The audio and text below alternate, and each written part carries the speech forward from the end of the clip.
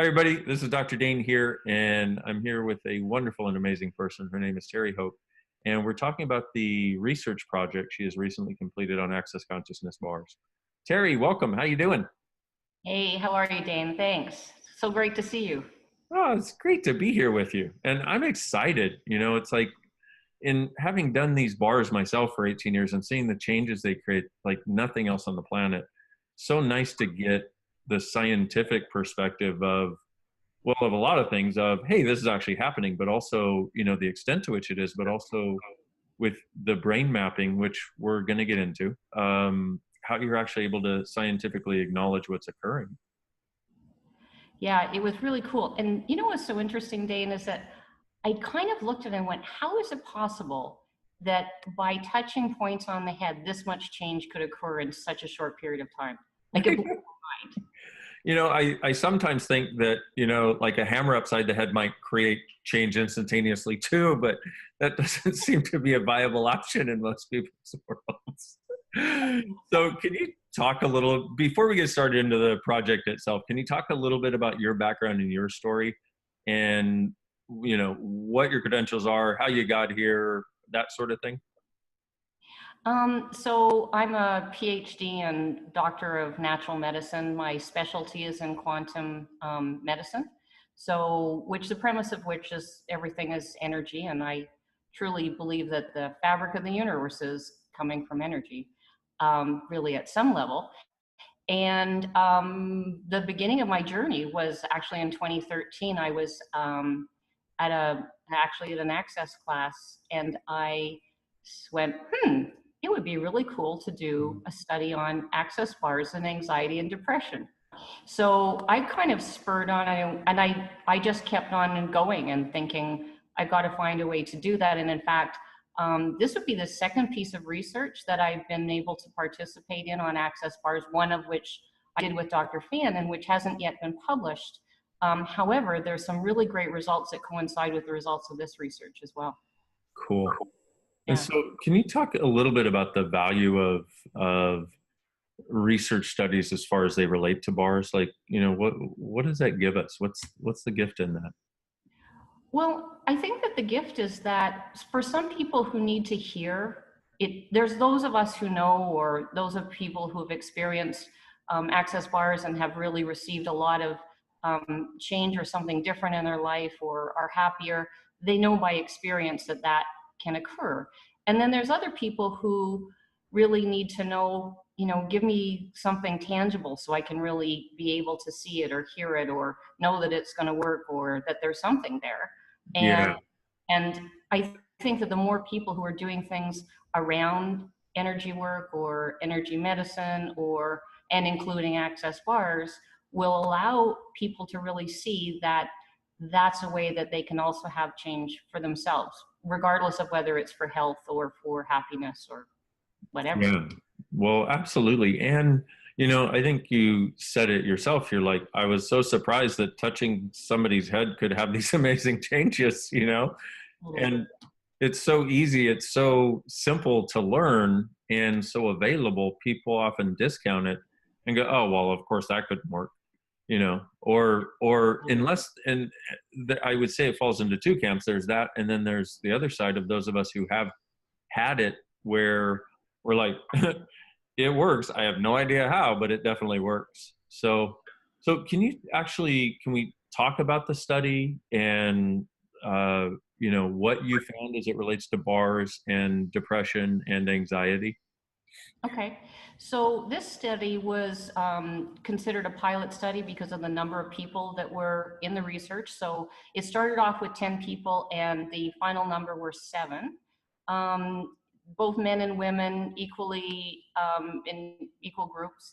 And the criteria to be in the study was that they had to either be depressed or have anxiety or both. And 50% of people who have any kind of disorder, a mood disorder, often have coexisting anxiety. So what was interesting when we looked at the results, one of the things I looked at was, what kind of anxiety do they have? Or what kind of depression do they have?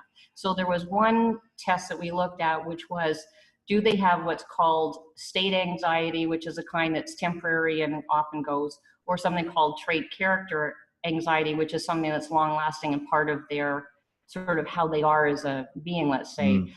And we did the same for depression. And what was really fascinating was all 7 people who I didn't know any of these people to begin with. They were new to me. They hadn't even heard about, most of them hadn't even heard about what energy was. All 7 had what's called trait anxiety, which Wow. whole life was really, you know, that was their operating system basically. Whoa. Wow. I didn't know that piece of the information. You just brought me to tears on that one. I mean, because, you know, I obviously know the results of the study too. Wow. That these people had this, you know, it's called trait anxiety for a reason. It's one of their, you know, the traits they're expressing in their world constantly. Wow. So Yeah. And 2 would be considered having trait depression. So it was quite interesting to have that kind of thing show up for a piece of research with, you know, that few people. wow. Yeah. So can you, or is this the point at which we cut to the chase and tell them what we found in the research? We could do that. Okay. Angling a little longer. So,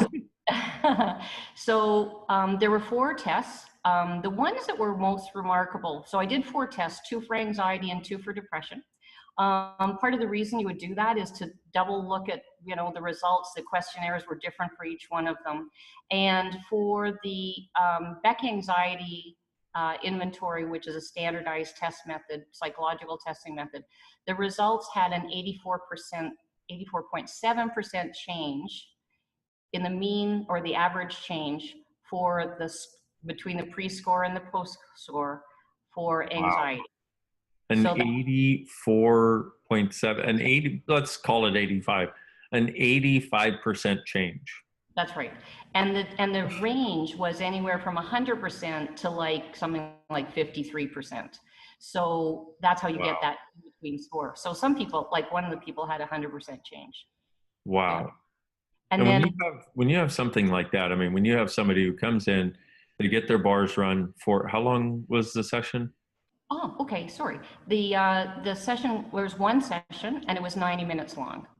Okay, so this is this is 1 bar session, 90 minutes long, and these people are self-reporting 85%, an average, let's say, of 85% change. So That's at correct. least, and the lowest person was 53%. That's right.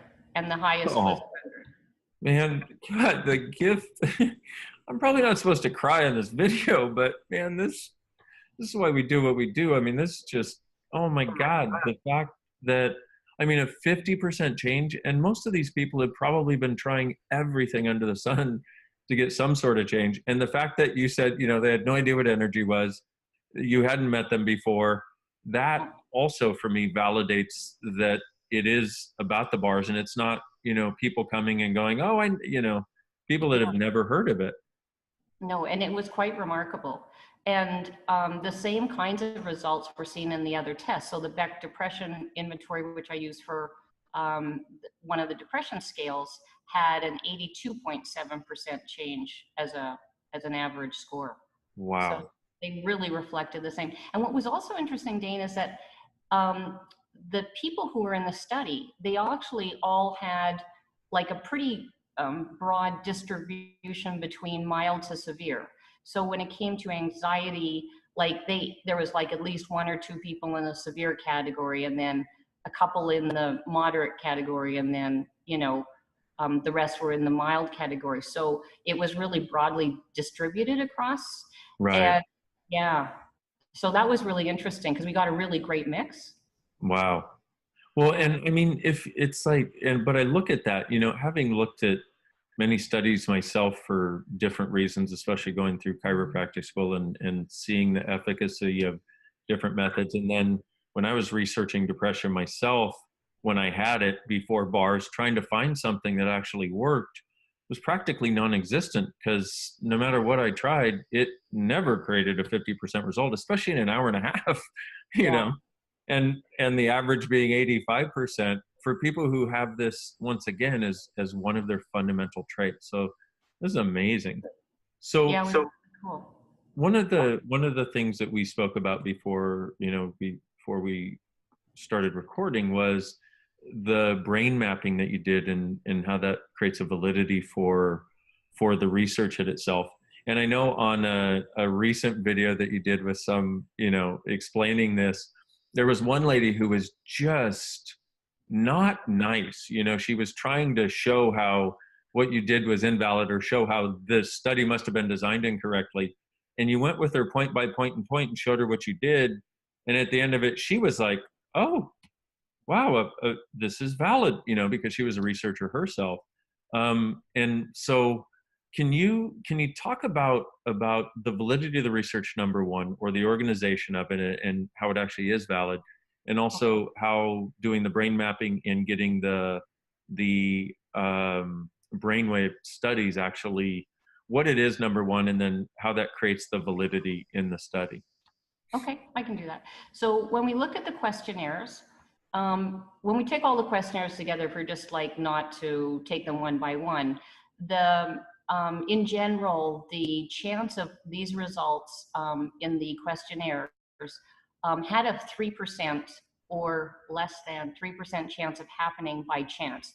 In fact, the one on the Beck anxiety inventory had a 99.6% chance of not ever being able to happen by chance, so 0.4. Wow. So when you look at those kinds of things statistically, and all of the data was actually measured for validity before it went into statistical computation. So you can't say, like, because on a small number of people, you'd have to like look and see whether it was relevant. So it was, and it went through all the statistical stuff, and the results were astounding. So basically, you could say that 97% couldn't have occurred by chance. Right. So, yeah, which is fabulous. Cool. And then when I took it, so the next thing I did was I did all these questionnaires, and then I did what's called brain mapping, or quantitative electroencephalogram. So we put a cap on the head and measured the brainwave patterns before and after I did the bars. And it's a standardized scientific testing method. And what we found with that was really interesting, in that there was all of the people in the study had depressed energy in certain frequencies. So the depressed energy was in theta through beta. If you want to I can get more technical, but I won't. And please don't. Okay. So I love it. I don't think most people do, unfortunately. What was interesting, Dain, I mean, I won't go technical, but what was interesting is some of it was highly depressed energy. In scientific terms, as big as 3 standard deviations below the norm. Oh. Now, at the end of it, it was normal. Wow. Most of the people. Generally speaking, you would have to do, if you were doing, let's say, neurofeedback to change your brain, and you had those kinds of things going on, you could do maybe 20 sessions, as many as 20 sessions, to get that kind of change to occur. Like, that's how astounding it was. And so that was really interesting. And then when you look at those kinds of frequencies, and you look at some of the data that was produced, and it said, okay, some research studies have shown if you increase the frequencies or the energy in certain frequencies in people who have trait anxiety, then it will actually get them out of trait anxiety. And that's exactly what showed up in the research. Wow. The same thing with depression. It was also reflected where if you increase beta activity for people who have depression, they will have less depression. And that was totally reflected in those frequencies. So that's why that part, without getting scientific about it, was really interesting. Wow, Really. that's amazing. I feel like my job is to just sit here and say, wow. And I don't really have another word other than, oh my God, how friggin' awesome. I mean, wow. And I gotta say, it's like, for me, Access literally saved my life 18 years ago. Actually, getting a bar session literally saved my life 18 years ago. And I was depressed, and I was with anxiety, and it had become a trait. It had become a trait over the last 3 years, and I'm sure it was probably still state anxiety and depression, but it literally changed like that. And I never contemplated killing myself again. So when you're presenting these these numbers to those of us that have used this stuff, we look and go, well, that makes total sense. And at the same time, to get the sheer the sheer magnitude of the change that people get, and the numbers of people for whom it occurs, the percentage of people for whom it occurs, absolutely phenomenal. This is friggin' awesome. I'm excited. Yeah, and it's interesting you should, well, the thing about people killing themselves, which we know that's something that's really prevalent. One of the people in the research, after I was doing the tabulation of all the results, I looked at this one particular person who actually was suicidal. And she rated really off the scale when it came to anxiety and depression. And her results at the end of it had 0 as a score for suicide. Which is like, that was such a surprise. I had no idea. I mean, she was looking like a functioning human being when she walked in the door. Oh, wow. Really well. Yeah. Oh, wow. Yeah. Wow. It was, so that was like, wow. To say wow. Yeah.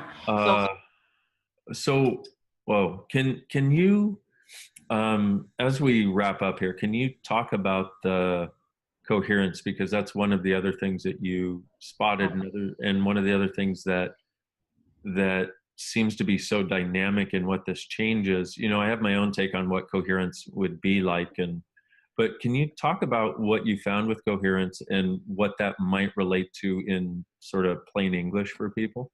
Okay, I can do that. So all of the people in the study had an increase in brain coherence.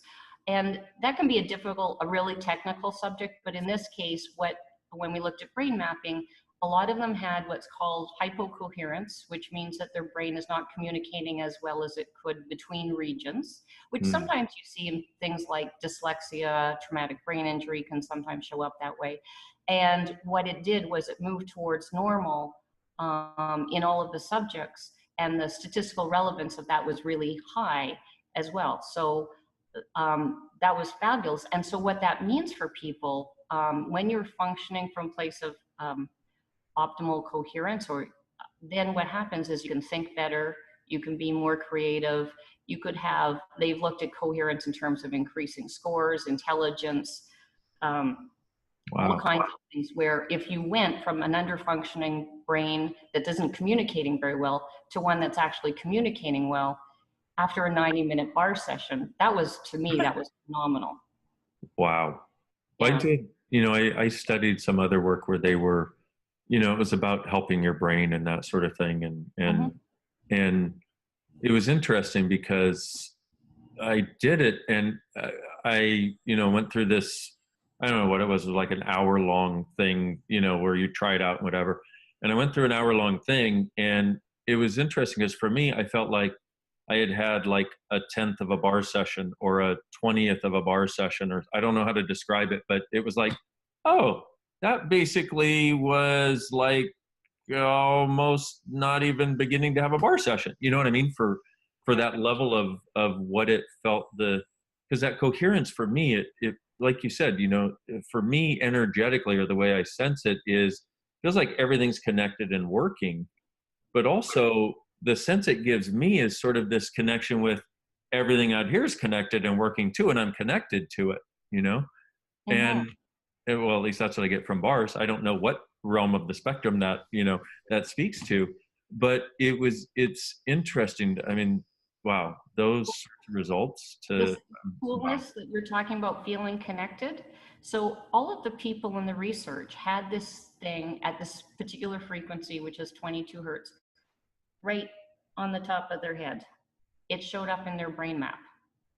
All of them as being highly active, which is usually about high engagement, like that particular frequency is about integrating new information and yeah, high activation. Wow. So it could mean anything. That is so cool. And I mean, so if guys out there, if you watch the video this far, obviously there's something about this that is speaking to you. I'm really excited because I've been doing this 18 years, teaching it to people for 18 years. There are literally millions of people around the world doing this right now. And I've been fortunate to meet hundreds of thousands of them in the 18 years I've been doing it, since I got my life saved 18 years ago. But never having any research, I just knew that it did something that contributed to people.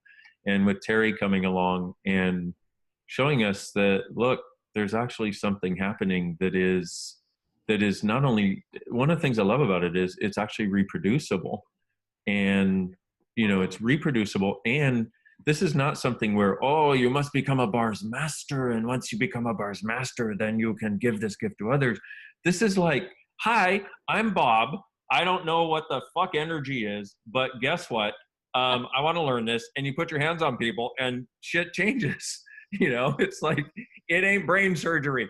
So I just wanted to make that point in case people are sitting there going, oh, well, they have a study, so it must be scientific and you must be a master. And no, man, this is for all of us. This is a tool that's available for all of us. One of the things I'm excited about, Terrie, is the possibility of studying traumatic brain injury, PTSD, because we've seen it with people who come and do this work, especially PTSD. I mean, the stories that I could tell you, the hundreds of people that I've seen that totally eliminated PTSD from their lives using bars and other access consciousness tools is off the charts. So I'm really excited for what is possible ahead. Oh yeah. So I'm already starting to write the next 2 pieces of research, and one of them includes that subject for sure, and probably a larger study, longer term, on anxiety and depression, and the addition of stress and pain within that study, which will make it really interesting to see what the effects are on that. So it'll be Awesome. Great. I am very much looking forward to that. And Terrie, thank you so much for being with me today and thank you for having the balls to go do this. That may seem inappropriate to say to a beautiful woman, but thank you for having the balls to go do this, and the willingness to actually put it in this framework that everybody out there in the world can understand. Thank you so much. You are so welcome. Thank you. Thank you. Okay, and everybody out there, you can go to accessconsciousness.com to find out more. You can go to, what is our bar's website? accessconsciousnessbars.com. Access the bars, accessthebars.com. See, I don't go to the bars website very often because I already know all the people who run the bars. So accessthebars.com. Go there and you can find a bars practitioner. You can find a bars practitioner to get your bars run. You can find a bars facilitator if you want to take a bars class and learn how to do this. And get this, guys, the class is 1 day long. And it really is something where you learn this and you can do it for people after that 1 day. We wanted to make it easy, and hopefully we have. So thank you all so very much for watching. Terrie, thanks again, and we'll see you all soon. Bye.